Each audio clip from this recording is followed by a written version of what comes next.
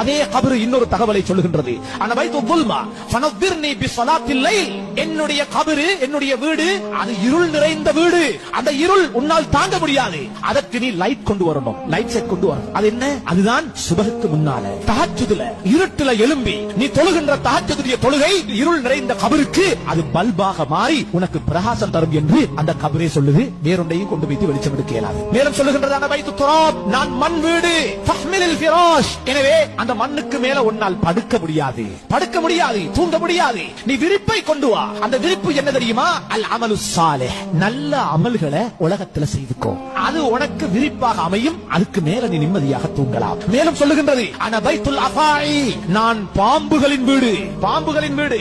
உன்னை அடக்கியதோடு பாம்புகள் எனக்குள்ளே வர தொடங்கிவிடும். எனவே நீ அந்த பாம்புகளை விரட்டுகின்ற ஆயுதத்தை கொண்டு வா. அந்த ஆயுதம் தான் நீ அதிகமாக அல்லாஹ்வுடைய பெயரை சொல்லுவது, அவனை விக்ர் செய்வது, அல்லாஹ்வை அதிகமாக நினைவு கூறுங்கள். அது உங்களுக்கு அந்த கபருக்குள்ளே வருகின்ற பாம்புகளை விரட்டி அடிக்கின்ற ஆயுதமாக மாறும். மேலும் சொல்லுகின்றது அன பைத்து ஸாயில் முன்கர் வ நக்கீர். என்னுடைய வீட்டுக்குள்ளே முன்கர் நக்கீர் அலைஹிமா மினல்லாஹி ஸலாம் பயங்கர தோற்றத்தை உடைய பயங்கரமான மலக்குமார்கள் வரவிருக்கிறார்கள். எனவே அதிகமாக உன்னுடைய வாழ்விலே கலிமா ஷஹாதா அஷ்ஹது அல்லா இலாஹ இல்லல்லாஹ் வ அஷ்ஹது அன்ன முஹம்மதர் ரசூலுல்லாஹ், அதனை அதிகமாக சொல்லு. அதனுடைய அர்த்தத்தை விளங்கு. அல்லாஹ்வை மதித்து வாழ். ரசூலுல்லாஹ் அவர்களுடைய கட்டளைகளை பேணி நட. இது அவர்களுடைய அந்த கேள்விகளுக்கு பதிலாக அமையும். என்னுடைய இடம் இருக்கிறதே அபுக்க சாலிஹீன்.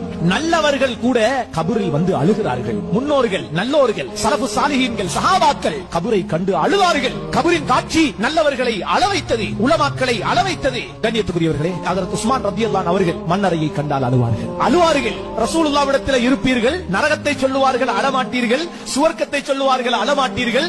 மன்னரைக்கு வந்தால் பார்த்து தேம்பி தேம்பி தாடி நனைகின்ற அளவுக்கு நீங்கள் அழுகின்றீர்களே என்று கேட்கப்பட்ட போது அவர்கள் சொன்னார்கள், இது சாதாரண இடமா? அவ்வளவு மனாசிலில் ஆகிரா. கபர் தான் ஆகிரத்துல நாங்க சந்திக்கவிருக்கின்ற பல ஸ்டெப்ஸ்ல முதலாவது ஸ்டெப்ஸ் கபர். இங்க தப்பினா எல்லா இடத்திலையும் தப்போம், கபர்ல மாட்டினா எல்லா இடத்திலையும் மாட்டி நரகம் போய். எனவேதான் ஒவ்வொரு மனிதனும் கபருடைய வாழ்விலே தன்னை பாதுகாத்துக் கொள்ள வேண்டும்.